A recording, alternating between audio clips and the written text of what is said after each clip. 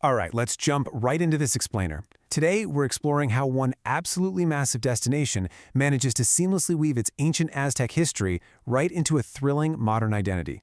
We're talking, of course, about Mexico City.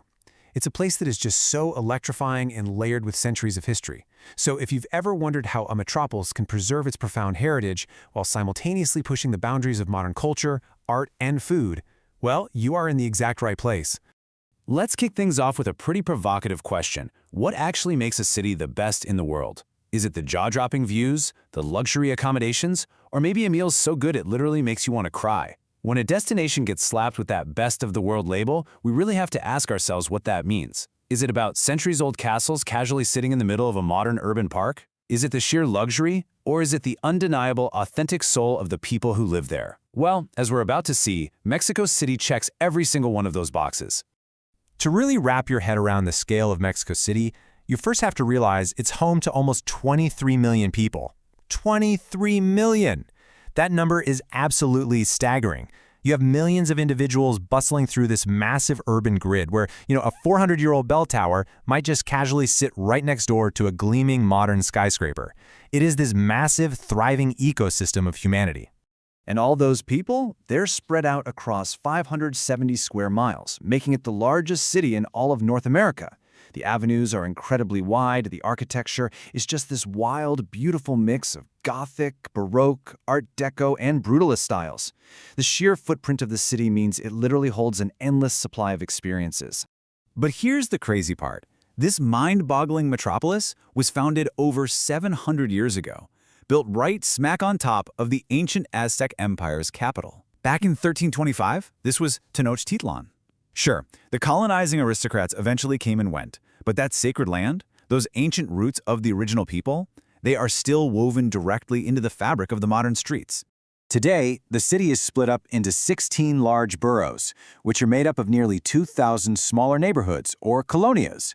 That basically means you could spend an entire lifetime exploring it and still not see it all.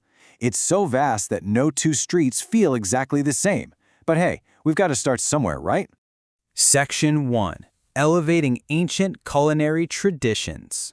So we're heading into upscale neighborhoods like Roma Norte and Condesa. Out here, brilliant chefs aren't looking outward for inspiration. They're looking thousands of years into their own past. Take Michelin star chef Elena Regadas at Rosetta, for example. She creates these world-renowned pastries like her famous signature guava roll, but she also elevates classic comfort food like tamales. Instead of abandoning the humble foods that the Aztecs once offered to the gods, she refines them.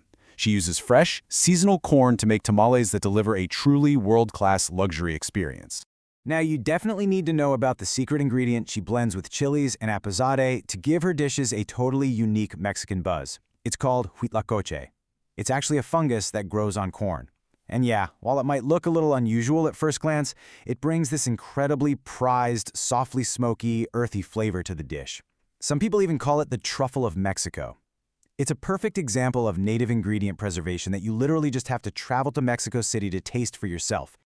Over at Maizajo in Condesa, Chef Santiago Munoz is highlighting another fascinating culinary contrast. He completely rejects soulless modern processing to showcase 64 native heirloom varieties of corn. Just think about that for a second. 64 different varieties. Blue, red, white, all different sizes.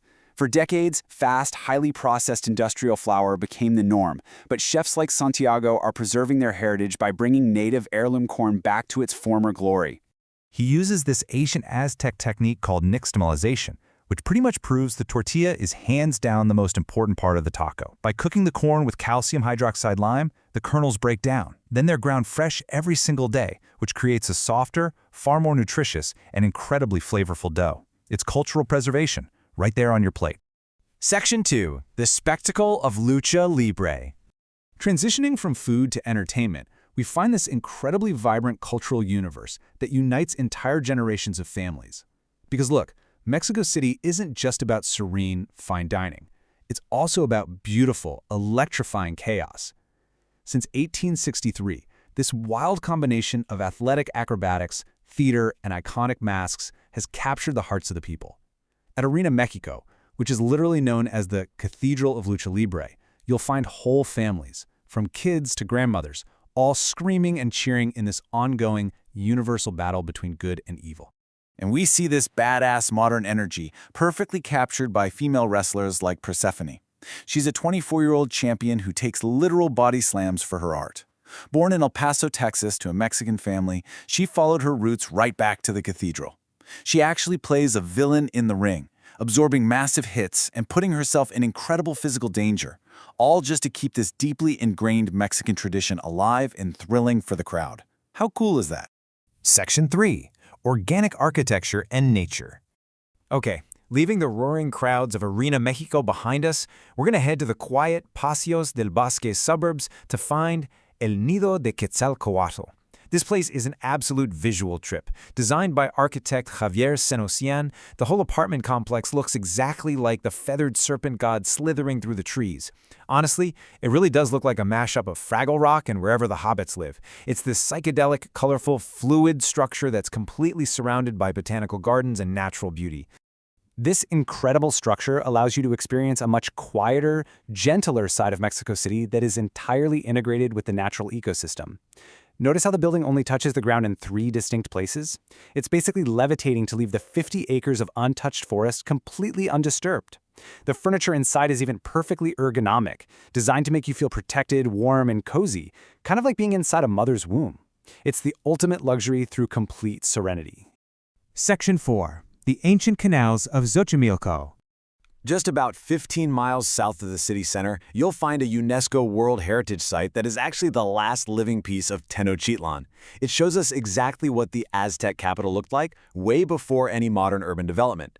You see, before it was a massive metropolis, this whole area was a vast lake. The Aztecs built these highly fertile man-made farming islands called chinampas on an intricate system of over 100 miles of winding canals. Today, you can take a canoe through these peaceful waters at sunrise, breathe in the clean air, and watch farmers harvest corn, squash, and chilies right from the water's edge. But just to remind you that the world is a wonderfully weird place, this serene farm area also hides some beautifully spooky legends.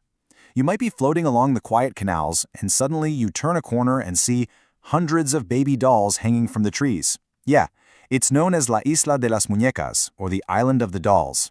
It's an abandoned chinampa dedicated to a local ghost story about appeasing a drowned girl's spirit, which just goes to show that in Mexico City, you never quite know what kind of thrilling surprise is waiting right around the corner. Section 5. Folk Art and Mexican Pride. For our emotional climax, let's look at the timeline of the Alebrijes. These are fantastical animal hybrids that actually evolved from a literal nightmare into iconic cultural spiritual guides. It all started back in the 1930s when an artist named Pedro Linares had a wild fever dream about these strange animal mashups chasing him. When he woke up, he crafted them out of papier-mâché. Fast forward to today, and they have evolved into these massive, colorful giants. Picture a pink giraffe with a turtle shell growing cacti that draw massive parades with over 600,000 spectators. This is a deeply inspiring moment where folk art acts as a massive driving force to showcase the true, authentic soul of Mexico. Over 200 artists participate, towing their huge creations along a 3-mile route. But it's not just art for art's sake. These massive sculptures make incredibly bold statements about animal welfare, equal rights, immigration, and the environment. For years, Mexicans faced these really negative stereotypes tied to the narco narrative. While this parade is a gentle, beautiful form of activism that proudly reclaims the narrative and declares, "We are joy, we are art, and we are unity." So as we wrap up this explainer on a city fueled by a restless energy and an unshakable pride, I want to leave you with a thought to consider for your own journeys. When you learn about a new place, do you just want to tick off the standard tourist checklist, or do you want to truly feel the soul of a civilization that honors its ancient roots while fearlessly creating its future? Mexico City really challenges us to seek out the authentic, the slightly chaotic, and the profoundly beautiful. Thank you so much for joining me on this explainer, and keep staying curious.